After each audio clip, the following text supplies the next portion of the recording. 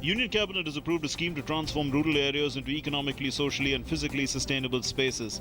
Named as Shyama Prasad Mukherjee Urban Mission, government has earmarked over 5,000 crore rupees for this scheme to drive economic, social and infrastructure development in rural areas.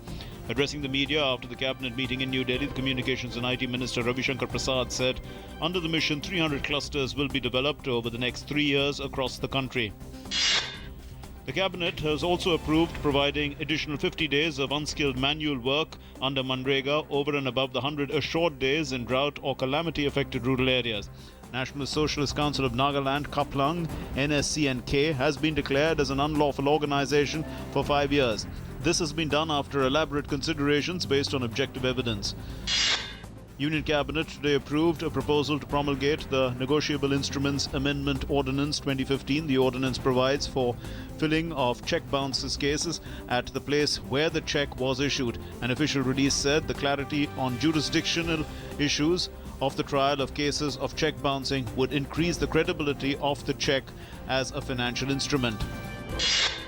Election Commission today issued notification for the first phase of assembly elections in Bihar. 49 constituencies spread over 10 districts will go to the polls in the first phase on the 12th of next month. The last date for filing of nominations for this phase is the 23rd of this month. Scrutiny will be held on marking a historical event. Rivers Godavari and Krishna were formally interlinked by Andhra Pradesh Chief Minister Chandrababu Naidu at Ibrahimpattam village in Vijayawada today. The interlinking of the rivers is being made possible under the Pattisima lift irrigation scheme on the Godavari River at Pattisam village in West Godavari district. A special court today said it would pronounce in a fortnight its order on the framing of charges in a coal block allocation case in which former coal secretary H.C. Gupta and 5 others are accused. The court sought some clarifications regarding sanction to prosecute public servants under Section 197 of the CRPC and fix the matter for order. A local court in Lucknow today ordered police to file an FIR against Samajwadi Party chief Mulayam Singh Yadav for threatening an IG rank officer Amitabh Thakur and probe the incident. The incident triggered a massive row in Uttar Pradesh recently. Chief Judicial Magistrate, while accepting Thakur's application, directed the SHO Hazratganj to file the FIR under relevant sections and apprise the court. The court observed that after going through the facts provided by Thakur, it appeared to be a case under 506 IPC. Reserve Bank of India today decided to grant in-principle approval to the 10 applicants to set up small finance banks under the guidelines for licensing of small finance banks in the private sector. The in-principle approval granted will be valid for 18 months to comply with the requirements and other conditions as may be stipulated by RBI. The central bank would consider granting licenses for commencement of banking business only after compliance of the requisite conditions by the applicants.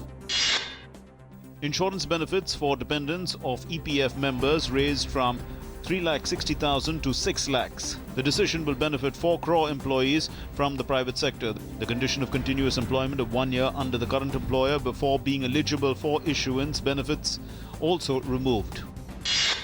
Total production of Kharif food grains as per the first advance estimates this year is higher by over 37 lakh tons as compared to similar estimates for the last year.